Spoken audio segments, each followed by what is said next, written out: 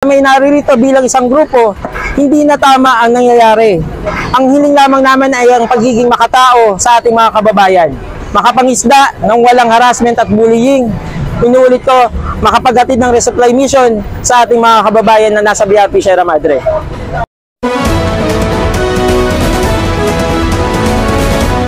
Kung makikita po ninyo, ito po yung parang naging gentleman's agreement na hindi natin alam kung anong nakapaloob dahil walang kasulatan nito sa panahon ng ating Pangulong Duterte at ngayon po ay di natin alam kung saan nga bang tayo na ilagay ng sitwasyong ito, ng gentleman's agreement na ito.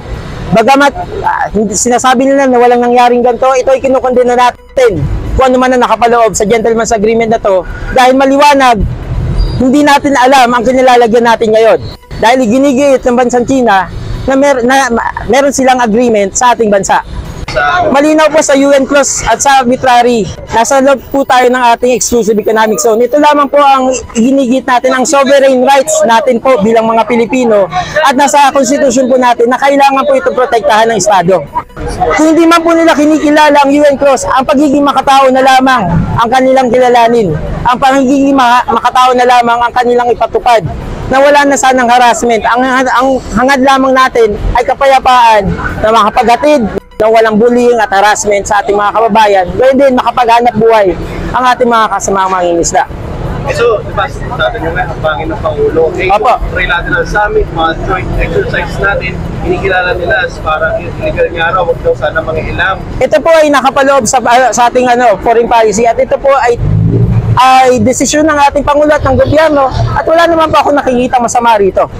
As long as meron tayong black and white, as long as beneficial ito sa bawat isa, as long as hindi ito magdudulot ng mas matinding tensyon, at as long as mapoprotektahan ito ang ating exclusive economic zone at ating sovereign rights, ito po ay nasa Pangulo na natin, nasa gobyerno na natin at dapat nating suportahan. Dahil alam ng gobyerno natin at ng ating Pangulo kung ano ang tamang dapat gawin. Kung halimbawa magkaroon man ng change, like okay, sige, mapakoordinate na lang sa China, okay lang yun sa inyo. As long as ito po ay nasa loob ng ating konstitusyon at alam naman po ng ating pamahalaan ang kanilang ginagawa. Ito po, sa grupong Abacada at sa mga darating na araw po ay magkakaroon pa na mas malaking pagkilos. Ang grupong Abacada, ito po ay maaaring maganda po sa Mindiola. At upang may pahayag natin na lubos ang ating saloobin at ang ating pagsuporta sa ating pamahalaan at Pangulo.